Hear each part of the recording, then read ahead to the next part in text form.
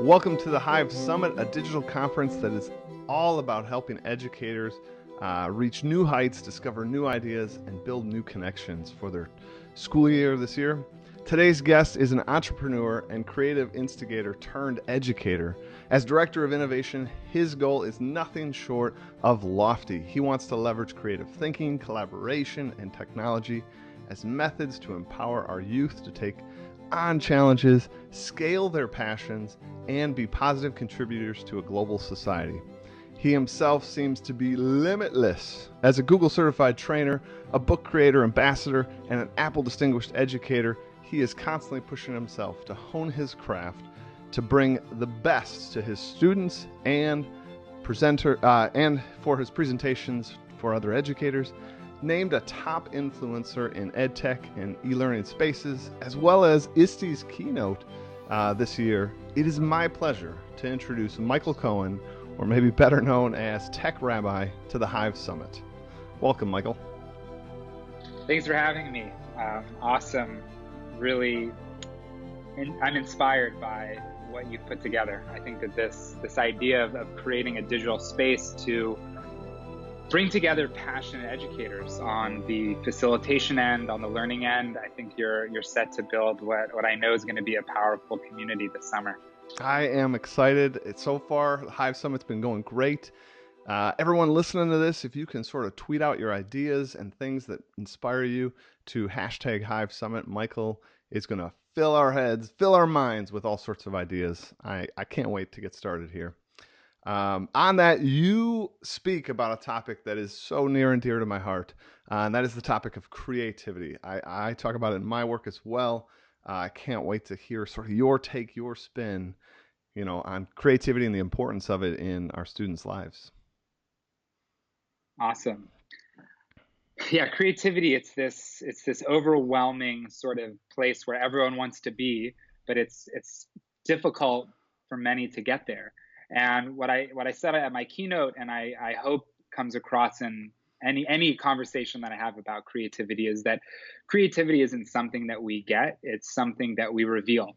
And it's really about just understanding how self-awareness and the way that we look at the world around us just needs to shift a little bit. And we start to notice things that others don't notice. And we start to realize that things connect together in a really powerful way.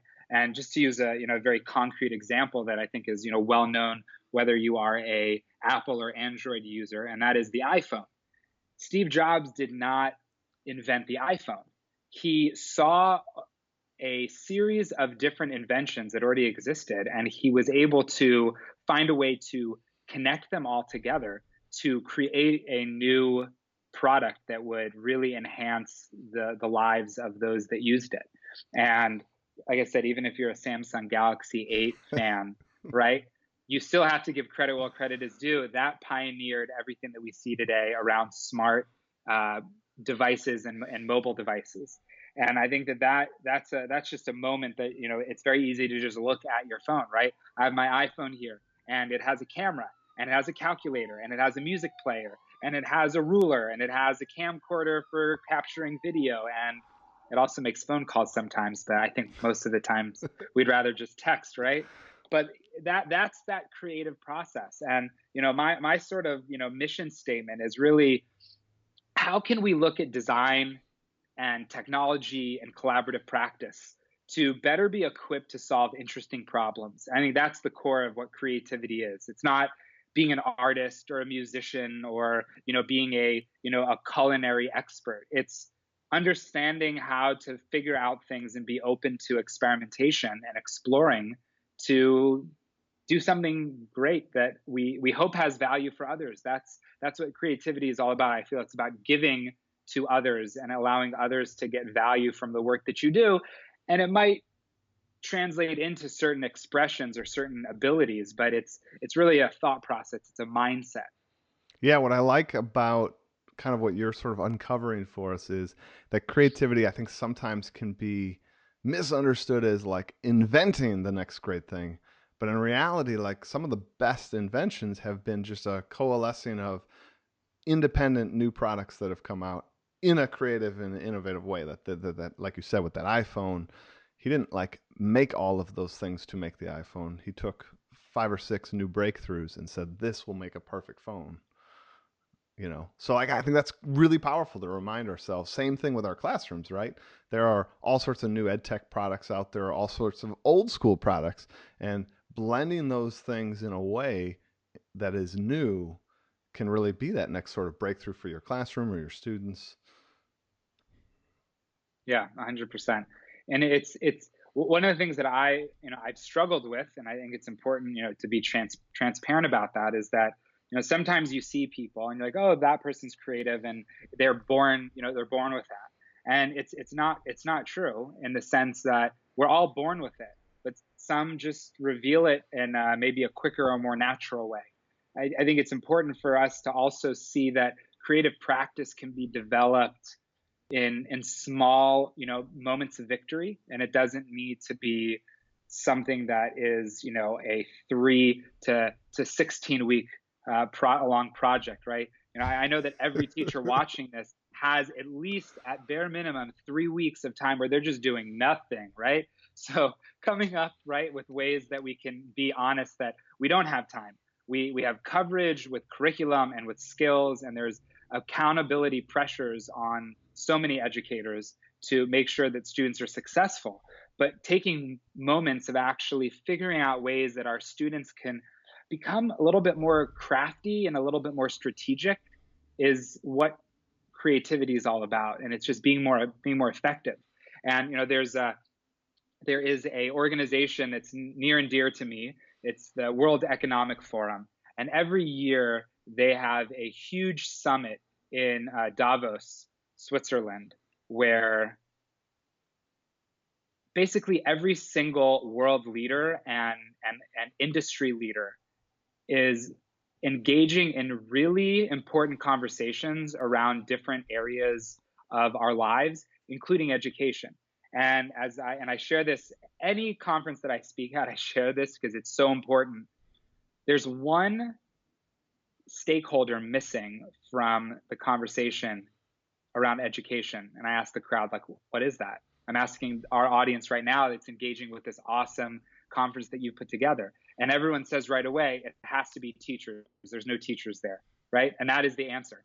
Yep. But it's important because we need to shift that, and we need to be the education voice, reaching out to the WEF on Twitter and on Instagram saying, hey, I want to be part of this conversation. One of the reasons that I mention this organization is because they have an article that they published in 2017, maybe even was 16. And it was 10 skills you need to thrive in the fourth industrial revolution. That is the robotics and the AI and just the total advancement of technology, where, the conversation around universal basic income is now like a serious conversation that's happening quite often, right? So like where does creativity play in that? So they have their 2015 list and they have their 2020 list, and it's a nice 5-year snapshot. And creativity barely makes the list in 2015.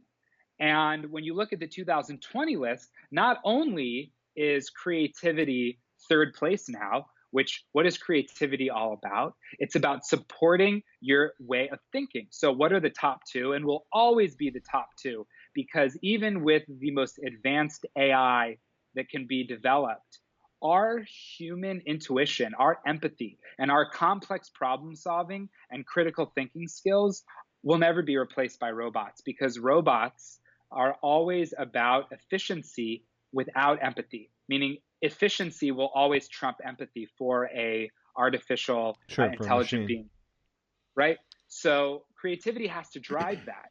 And that is done through developing this mindset. But the challenge that I've discovered working with educators, working with students in the schools that I have been a teacher and a leader at, I was a design teacher, graphic arts teacher in K-20 space of experience, became a director of ed tech for almost 6 years at a K-8 school.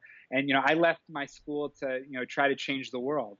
And what I realized was, to change the world, I needed, for myself personally, I needed to be in a school, and found a school that would support, my tech rabbi work, but also allow me to be in a school, working with teachers, working with students. But all of this sort of journey has arrived at one conclusion, which is that it's hard to develop a way of thinking without some sort of activity or like concreteness, right? So it's, oh yeah, I think think good, think positive, or think creatively, but like, what does it actually look like to do creative practice that doesn't have you awkwardly getting dragged into, well, okay, so creativity is, I'm an artist, I'm a photographer, I'm a videographer, in cinematography, or I'm a musician, I'm opening up GarageBand or Soundtrap, or I'm, opening up iMovie, Adobe Premiere, WeVideo, whatever it is. Like, we gravitate towards these things that then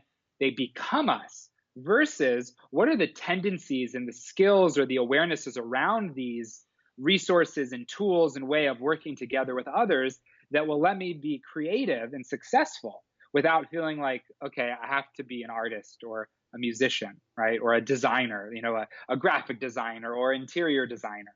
Yeah, I said at my keynote that I had a graphic, that everybody is a designer for someone, including ourselves.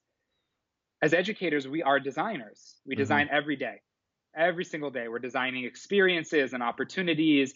We're designing, personal plans of success for students. We're designing the way our classroom will be more conducive for learning. We're designing even a lecture is an important part of the educational experience. There has to be an opportunity for us as educators to shine as an expert in whether a skill or a field of discipline. And that, I find, is also an interesting space.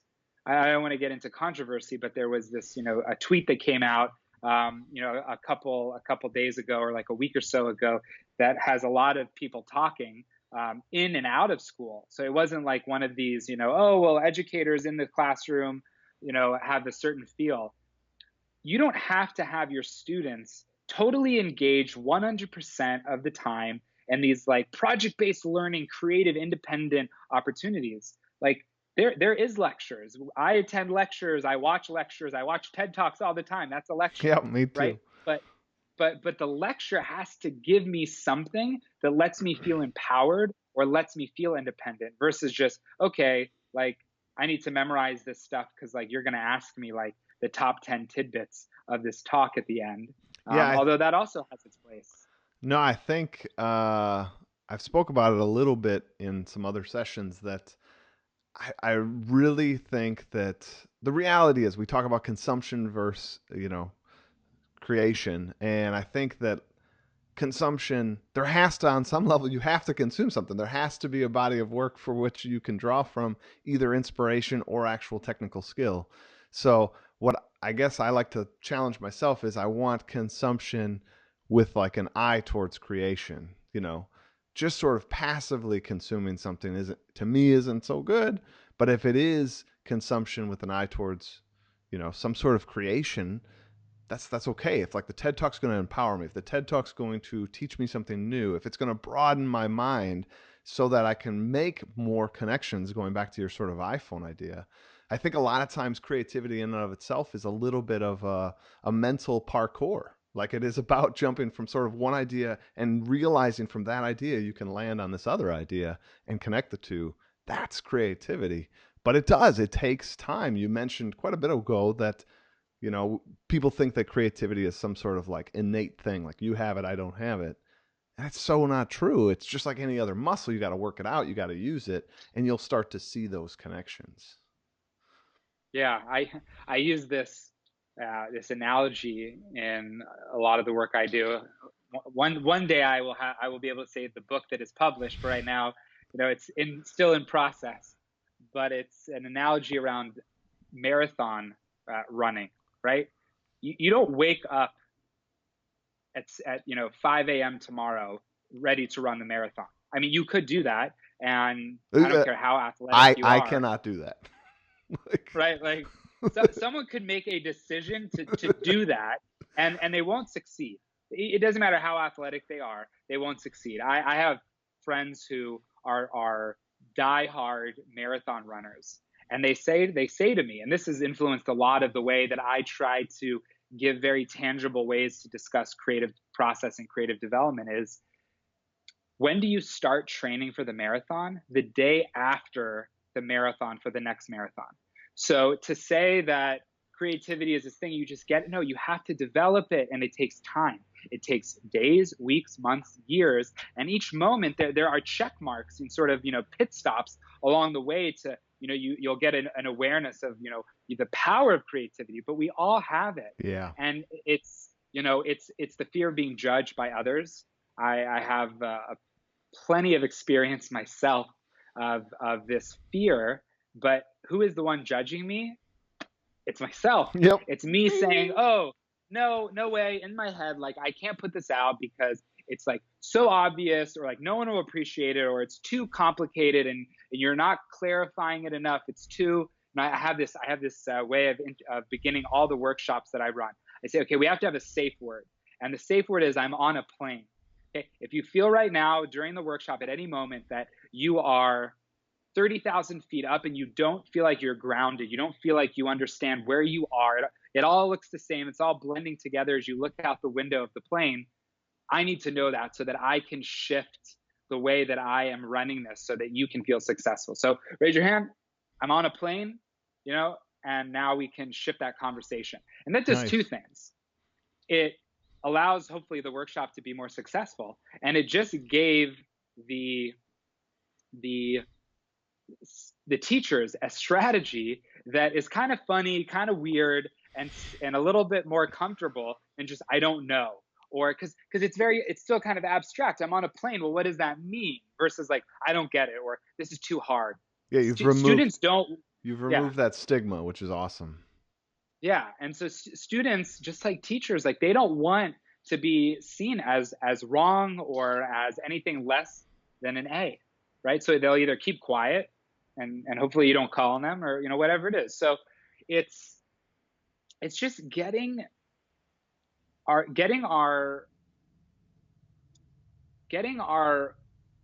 battle with ourselves and with this potential other people around us, sort of to get a grip on it and realize that we just have to produce, and we cannot let perfection, or we cannot let this voice inside of our head get us to not do. And so the way to do that is baby steps, is practice. You don't wake up and start training and run 20 miles or the full marathon or even 10 miles in the beginning, right? You start with, okay, what's my fastest 2.5 miles? Okay, let's build it up to 5. Let's get to 7. Okay, so now let's see if my 2 mile, can I burst a 2 mile, right? Next, there's strategies and there's different opportunities. And I feel like that is just like a very concrete, even if you've never run a marathon. We've all had PE growing up in school. We've all had to run, a jogathon before. So, we're familiar, even if we've never actually run a marathon, watching it on TV, that like, it's a very real thing. And I just want to, share with our listeners and really, just even myself, that it's baby steps, it's activities and ways to build up that like creative endurance so that you can start to take on bigger projects and bigger processes in your classroom, and allow your students to do the same.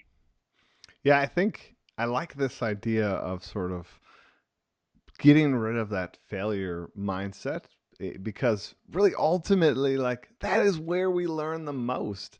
When I succeed, I'm just like, great, I did it, and then I don't think much about it. It's those moments where it's like you have to break down the activity. Like, where did it go wrong? I thought this was going to be great.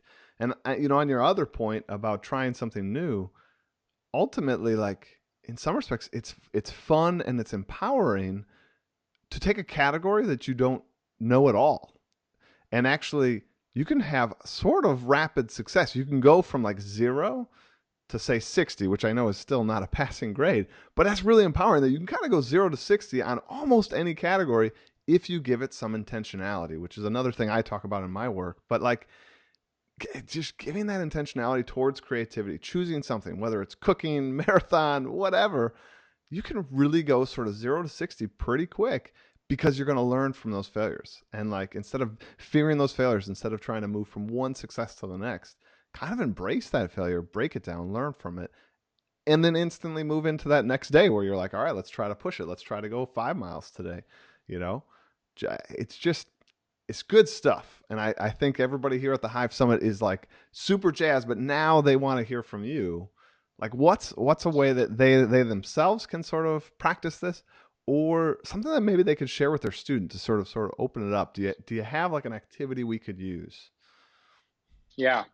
So I'll share an activity, but first I want to just build quickly on the failure piece that you mentioned, because that is that obstacle in school more than anywhere else, where failure is an end game and students view failure as a destination, but really it's a point, it's a pit stop along a journey of something bigger. So with failure, yeah, don't fail your math test, don't fail your chemistry course. That's not what we mean, embrace failure. Even though to a certain degree, students need to build a certain level of resilience where things don't go wrong and they don't feel like life is over. When you have a stronger creative problem solving ability, you strategize better. And even if it seems like it's potentially going to fail, you're able to pivot. So with failure, you have the FAIL acronym, right? First attempt in learning. And I shared this in my keynote. I've shared it over the years. I saw the word failure is an actual, I believe it's the complete acronym. It's not just first attempt in learning and like never give up and keep going. It's first attempt in learning. And then the URE is unless reflection exists. And that doesn't mean just when you fail to reflect back. It's that when you fail, you need to reflect so that you will be more effective and a stronger problem solver forever, right? Like Sure. for the rest of your life. You're forever changed. Yeah. Yeah. So I start most of my courses, right? I'm a director of innovation. I have a entrepreneur studio course where at the very least, students develop a new awareness of like the world around them and entrepreneurship and the tendencies around successful entrepreneurship. And at the very most, I have students that are ready to, scale startup apps and are ready to scale different projects. I have a student who is co-hosting, and really he authored so much of this, a podcast that'll be launching in the fall. I should pitch it now because August will be a great time to get ready for the fall launch. It's called the Beyond the Test podcast. And it was a response to the following scenario. I talk about podcasts all the time. And this student said, Rabbi Cohen, you talk about podcasts all the time. And if you want to become a business person, there's a podcast. If you want to become someone in marketing or media, there's a podcast. There's no podcast for people that don't know what they want to do. And I was like, wow, you're right. He said, there's no podcast for high school students. I said, well, let's make one. So we figured out what that looks like. He, created the mission for the podcast. He created the questions that he felt represented the struggles and curiosity of a high school student. And then he proceeded to use whatever social clout I have to reach out to all of these different incredible, talented people in various industries, former VPs of Apple, people at Amazon, Snapchat, entrepreneurs, this and that. And right away, they're like, yeah, for sure. Let's have a conversation. Let's help these students. And failure and experimentation were key ingredients to all their successes. Someone who was a successful lawyer and then realized, I need to get into advertising. How can I use all of my experience and ways of thinking around law to succeed in a brand new industry that I have no experience in? So that's like a big snapshot kind of like life mission kind of conversation. So how do we start? So I start this course with a really cool activity called the 30 Circle Challenge. And this was created at Stanford by Robert McKim, Bob McKim. He was the head of the design school at Stanford. I don't know if anyone who's watching is familiar with IDEO and just design thinking. Yeah. Oh, yeah. If they're not, well, they need to check out IDEO because they're doing incredible work. And Stanford's D School and the education space as well. So this 30 Circle Challenge, if we throw it up on the screen here, is a challenge that I want everybody to go through right now. So you see these circles, you're looking at this piece of paper, this document, and you are presented with 30 circles. And it says here, directions. What do the directions say? The directions say that in 3 minutes, you have to turn as many circles into recognizable objects as you can. So let's pause for a second here, right? Let's give our participants 3 minutes, and let's see how many circles can be created into something that's recognizable. We have this 3-minute challenge, and you just went through it. And everybody takes a different angle. And it's not about your artistic ability to render recognizable objects, right? That's not what this is about. This isn't even about, did you fill up 30 circles? Because almost no one does, including myself. The question is, what kind of discussion about our awareness of our own creativity and the awareness of the creativity of others can be had because of this experience? So what ends up happening is that these 3 minutes foster meaningful conversation around our own creative thinking and processing that span 1 class period, 2 class periods. This could be turned into a reflective writing piece or some sort of video or audio reflection that can then, if you need those Common Core skills by mandate or just because you feel that there's a lot of great moments nestled in the Common Core standards, like you can create content with your students that will not just be this cool kind of out of the box side project, but actually lead to really significant reflection and conversation and then documentation, right? So let's look at these circles, right? So I ask when I deliver this this challenge, how many drew a basketball? And you'll raise your hand if you did. I won't be able to see you in the crowd there, but maybe for HiveSummit 2.0, we'll figure out how to create, the largest flip grid. I want to see a picture. I want to see a picture of some people just raising their hand. Tweet that out, people. So, how many? Right. So you did a basketball. How many created once the basketball or whatever sports equipment was created? Did you proceed to fill as many circles as you can with a circular piece of sports equipment, right? So then you get some more hands. So then this is where people's minds are blown, and 10% at most raise their hand with like excitement, like I did it, which is how many of you decided I'm going to create an object out of 2 or more circles?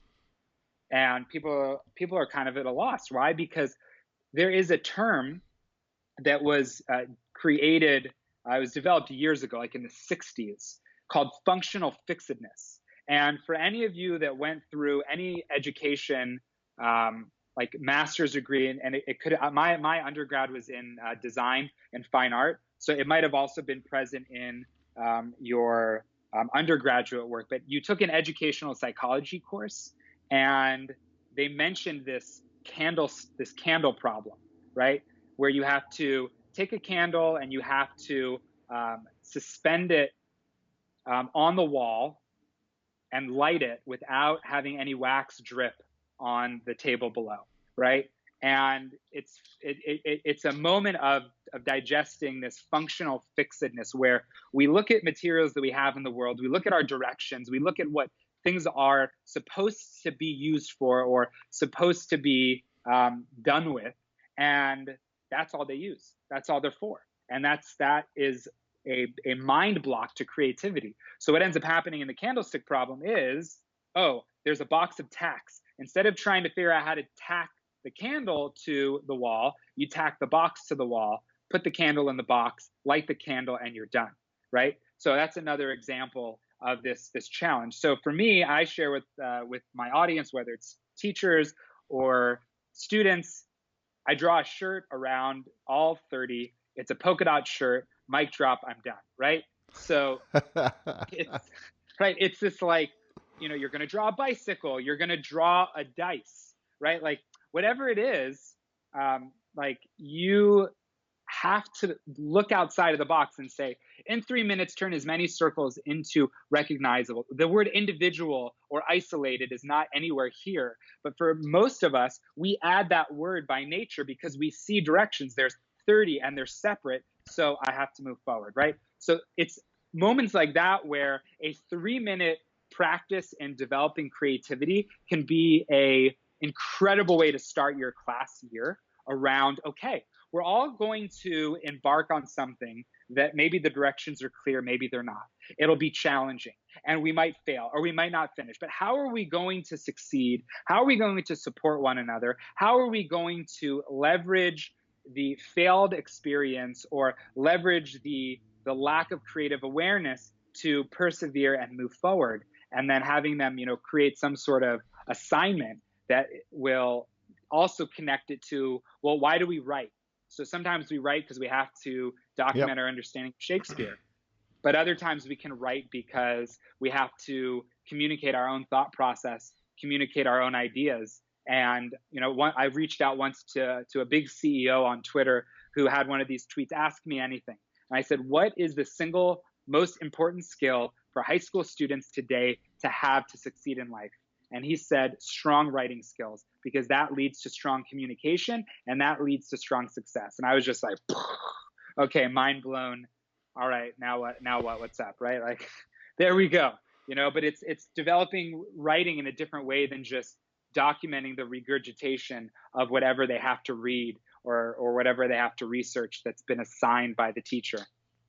What I really, really like about this 30 circle challenge is one, it quite literally gives you that opportunity to almost visually and experientially show students about thinking outside the box, because most of them, I think you will do what you said. But also, like you said, this 3-minute activity can yield a conversation. Like when you build experiences for students, it touches more than the mind. It touches the soul. Like they are forever changed by that eye-opening experience. And like you said, it can be a conversation just after the activity. It might stretch into 2 days, but it has forever changed them. So 6 months later, you can be talking about creativity again, and you can say, remember that 30 circle challenge? We gotta think beyond the 30 circles. We gotta think outside that box, make connections that weren't there. Don't just limit yourself on these like railroad tracks, So, great share. It's something I'm definitely gonna use in my class this year, and I'm sure many of us at HiveSummit are going to be taking that one. So thank you so much, Michael, for sharing that with us. That's fantastic. My pleasure. Now, I also know like I said, you have some lofty goals and some huge topics. Creativity is only one of your major categories that you love to talk about. I think another one would be design thinking, which is definitely taken off, and it definitely works and plays with creative thinking. Can you kind of tell us about your sort of vision or framework for design thinking, either in education or just in industry in and of itself? Yeah. So the whole sort of design world can be broken down into 3 different areas, right? You have classic design of, okay, I have to build this thing. I'm going to build the chair that I'm sitting in a chair, you're sitting in a chair. And even if they improve the chair, your chair doesn't get updated, right? Like your chair is there, you bought it, you took it home from the store. And so it better work. And hopefully, no one's chair is breaking, right? The second is computational design, which is, version 11.2.5, always improving, always, fractional improvements and large scale improvements, but we're never done improving. And that was, definitely as technology evolves, a major moment for experiences where, it used to be you would purchase software and that was it. And then you would have to purchase the next version and it would cost you a bunch of money and you wouldn't even get any incremental updates, right? Windows 95 and then Windows 90, right? Even Apple back in the day, right? you weren't getting these updates, distributed across the internet, and that's sort of like an experience changer. In the middle of that is design thinking, which is human centered, and it's about helping people succeed in face of challenge. And we all have challenge. And what's important is that each one of us is able to help the other using the design thinking process, because it starts with empathy. So it's not let me fix this problem because I am an expert. It's let me understand who you are and your challenges and your struggles and your culture and your preconceived notions and your background of life, Everything. so that I can help you solve the problem for yourself with my help. And that is a totally different conversation. That's a conversation that allows for teachers and students to really change the lives of people around them. And once again, it doesn't have to be this 5-month long process. It can be a moment where you just realize, as you start to gain a mastery around the design thinking process, like you're using it on a small scale all the time, right? You're employing empathy, and then you're defining challenges just in social connection. And then you're trying to create a solution, and you're testing it out. And if it doesn't work, you need to adjust it, just in interpersonal communication. Yep. So the design thinking, we can just, we can share, share the graphic up, for a moment, is, here's the progression. And one of the cool things that I saw from Seth Godin in his book Lynchpin, and a couple other books that he has, is this idea of ship it, right? So that's not my idea. It's taking design thinking and bringing it to a new level. It's not just enough for us in our classrooms to have our students engaging in project-based experiences. They have to see that the whole scope of knowledge and skills that they are gaining during the course of that year could be used all together to actually better a community, whether it's a classroom community, a school-wide community, or even a local, or if we're feeling really, really lofty, a global community, right? That's possible with this framework. And for educators, I think we are naturally empathetic. Sometimes it gets covered over a little bit because we're challenged with between 15, but most of the time 20 to 30. I've heard sometimes 40, 45 different individuals with all those challenges and life experiences mapped out, that we have to sort of figure out and cater to at any moment of the day. But to have a conversation with our students around design thinking is not just for problem solving. We're giving our students a vocabulary, a vernacular to also express their challenges as they're trying to be part of a community of a classroom, a community of a school. And that, I think, is also tremendous. It's sometimes we're always looking at, well, how can we support academic success? But there's also the social emotional piece that if we could just get that under wraps on certain days where it's hard, we could be so much more effective. And so when I look at design thinking, I look at it as a framework to just build better relationships, not just as a problem-solving design process that will let us be really effective at creating projects and solutions for others that we empower our students to utilize.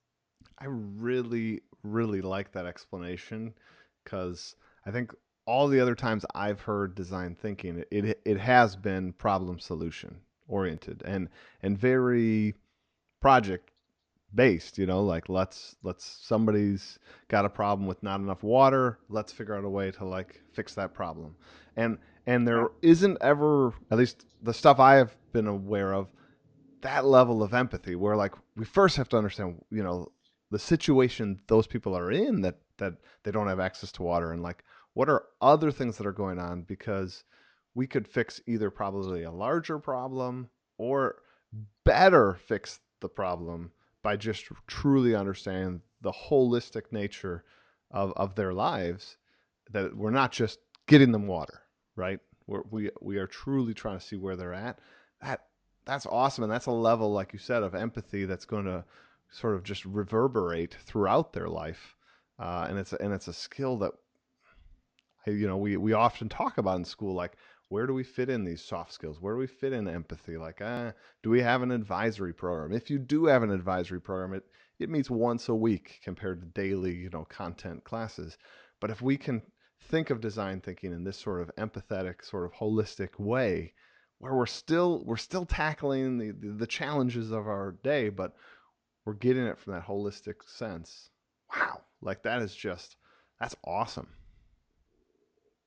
Thanks. My background as a designer, I think has really impacted, how I approach sort of the client, so to speak, right? Which, the student is the client, in many ways, at least like the way that the personalities and the stakeholder level overlaps and synthesizes together.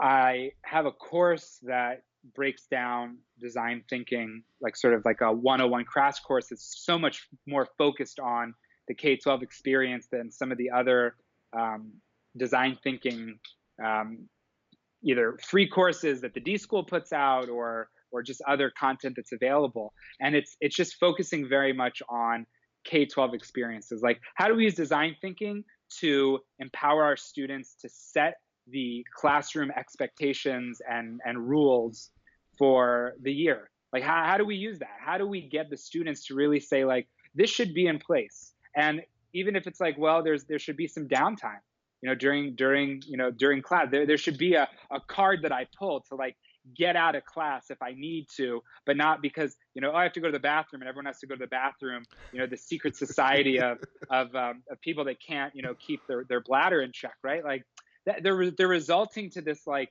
deception, not because they want to be deceptive, but because they just need a space to, like, decompress sometimes, throughout the day. So it's, the course focus is very much on things like that. And I see design thinking as just something that can be broken up into bits and pieces and really just allow students and teachers to create a new kind of dynamic into how just, like, the everyday occurs, versus, like, let's use design thinking for, like, a really big problem, or, there's a problem at school and we're going to fix it, and we're going to use design thinking, and we're going to interview people, and we're going to prototype, and we're going to test it with our audience, with our stakeholders. I can segue to a little bit about the entrepreneur program that I launched at the high school that I'm at, because I think it could be an interesting segue into, well, what is like the time allocation of creativity to really make an impact? What does that look like? So we all know 20% time, and if we don't, Google it, and you'll realize that Google was one of the pioneers of 20% time. FedEx, 3M, right? Anyone who's a fan of Post-its, 20% time was a result of somebody trying to make a super awesome glue that ended up being a super awesome anti-glue that then turned into the best glue for these temporary pieces of paper that stick, known as Post-its, right? So having 20% time in your class, dedicating a Friday or a Monday, or maybe it's the Wednesday, crunch of, okay, we're just going to dedicate 20% of our week or of the semester to passion-driven types of projects. And there's no shortage of content out there. I think that there are people who are part of this awesome summit that are either published authors around 20% time or are just experts in it. But I want to share a second and third opportunity that I thought was very powerful. All right, I'm excited. If you're an educator who is really excited about this idea of developing a creative mindset, or developing a creative mindset in students, we have sports clubs in our schools, and each one of those meets at a certain time, and sometimes it's during school or during class, sometimes it's at lunch, sometimes it's after school. But, like, there is that thing. There's speech and debate club, right? There's all these different opportunities. And what I did at the school was, I came to the school in December. There was no way to disrupt the block schedule that existed. I couldn't become a third period teacher that's going to have third period every day. So I had to use my creative sort of problem solving abilities.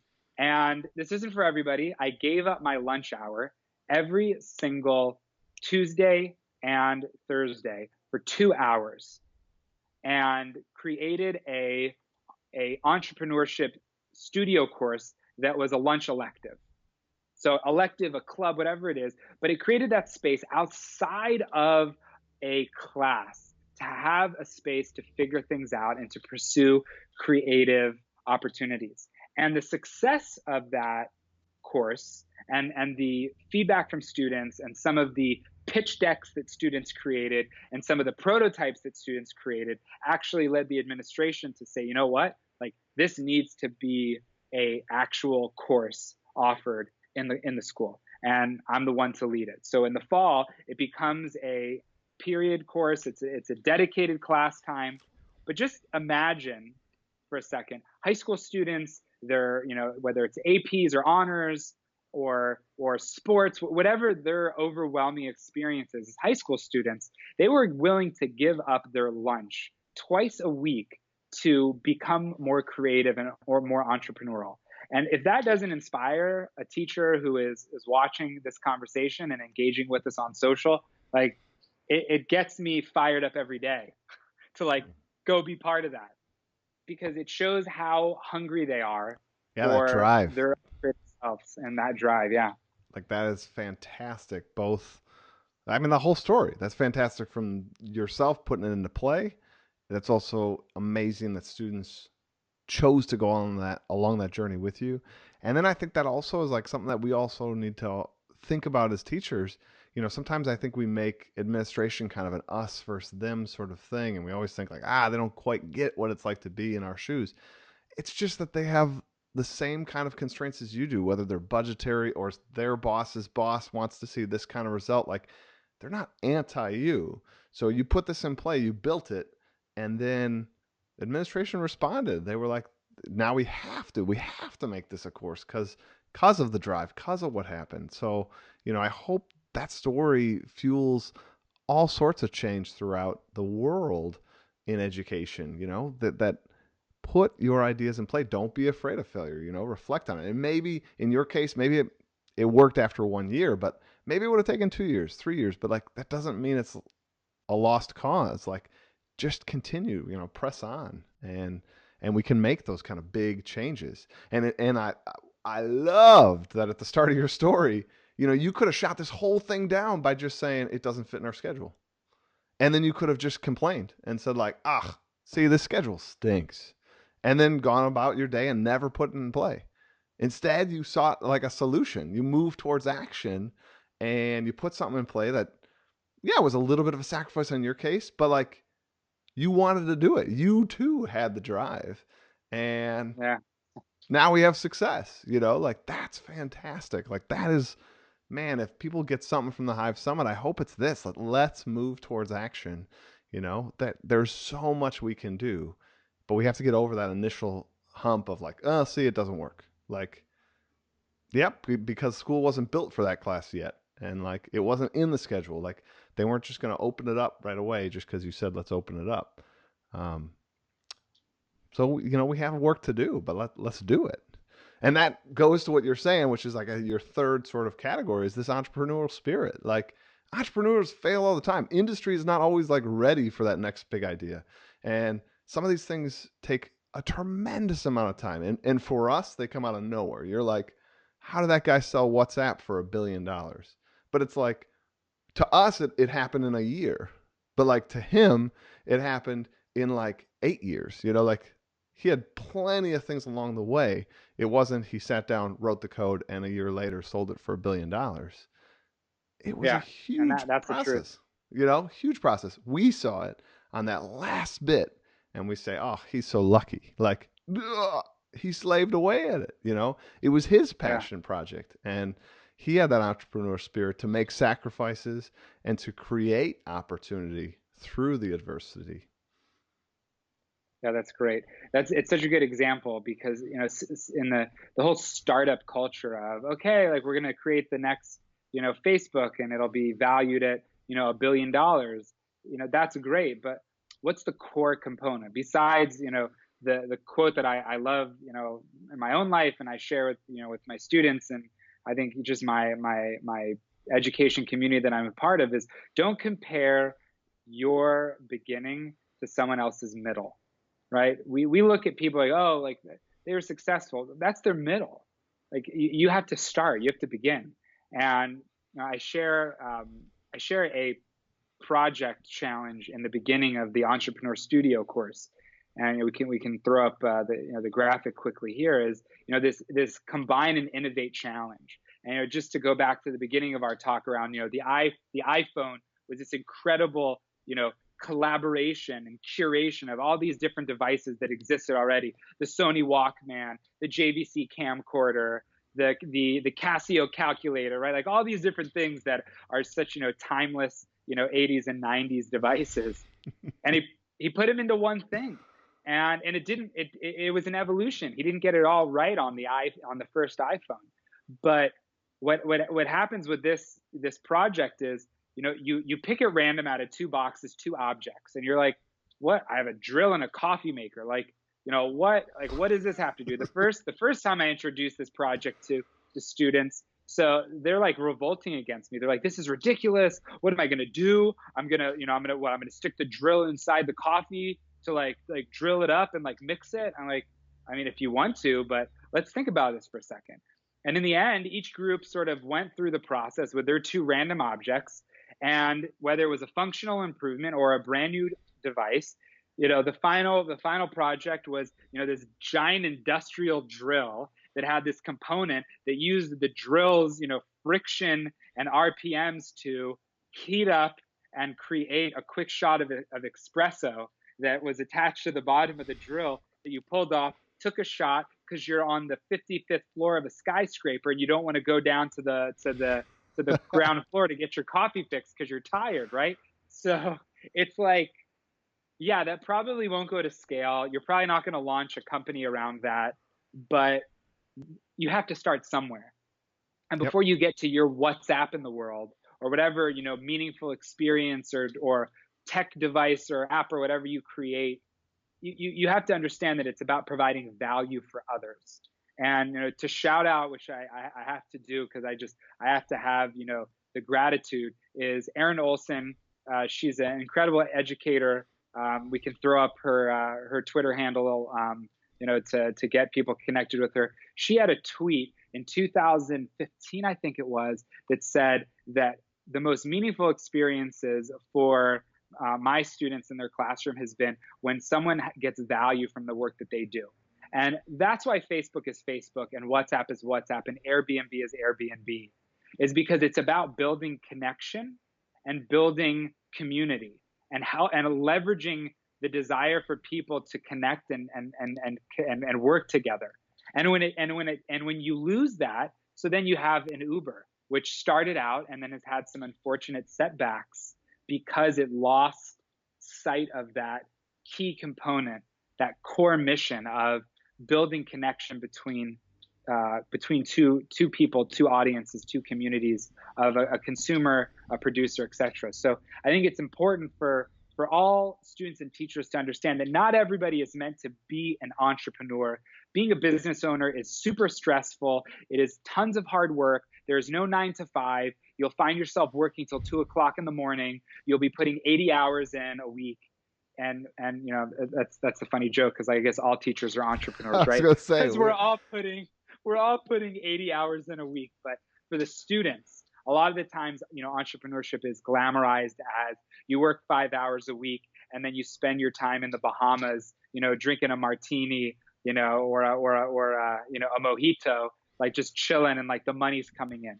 But what I will say is that the entrepreneurial tendencies will make you an incredible asset to a company as well. And even though I run the Tech Rabbi, it is a business. There's so many, levels to it. I produce, designs and I produce products that have those designs on it. I produce courses and I speak and I run sessions and I do all these things.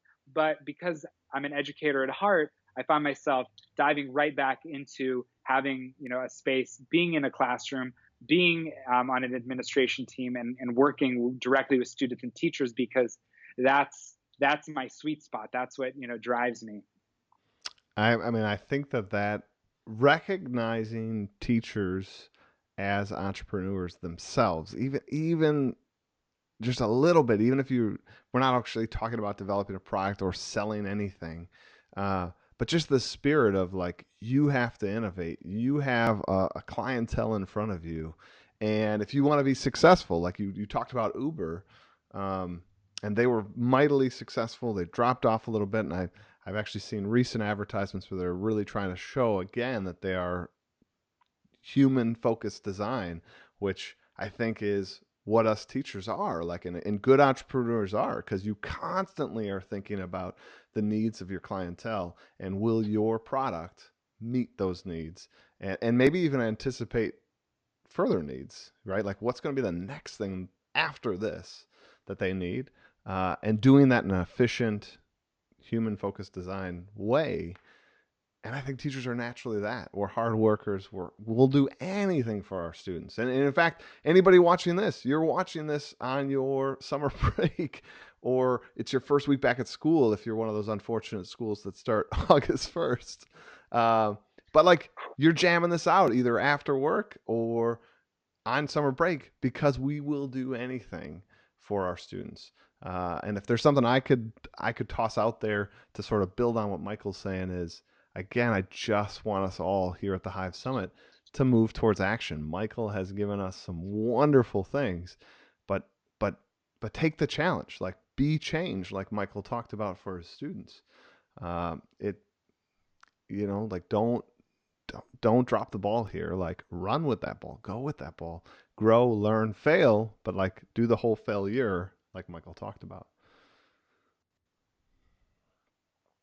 It has been wonderful having you here at the Hive Summit, Michael. I just want to like give you a resounding thank you. This is a great session. Thank you. I mean, when you reached out, I was so excited because I feel like this summit is all about what the internet is about, which is how can we build community and give each other access to our own insights. Because as much as I hope we have shared an incredible conversation, I'm excited to engage on social with the hashtag to see teachers taking action and taking interest and taking risks and collaborating with them and really finding a way in which we can all do incredible work together. Yeah, me too. I hope you listening out there, like, get involved, in the hashtag, and throughout the year, stay connected to Michael, to myself, to the Hive Summit. We can keep this hashtag active. For everyone out there listening, once again, I would just like to thank all of you for taking time for participating in the Hive Summit, for signing up, for sharing this out to others.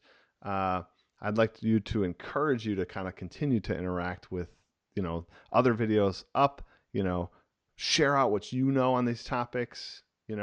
Some of you I know have also are great sketch noters, or maybe you're beginning sketch noters. Take the challenge too to sketch this stuff out, and we're using the hashtag SketchHive if you want to share out some of your sketches. Also, make sure you include the Hive Summit hashtag as well so that we can see that. And again, thank you, Michael, for sharing your talents with the educators here. 2018, 2019 is going to be a great school year, and you're helping to bring that across the world. Well, thank you. Can't wait. No problem. Thanks, everybody, for now. That's all I got. Let's make sure to be good, be awesome, and be in motion for this great school year. Take care, guys.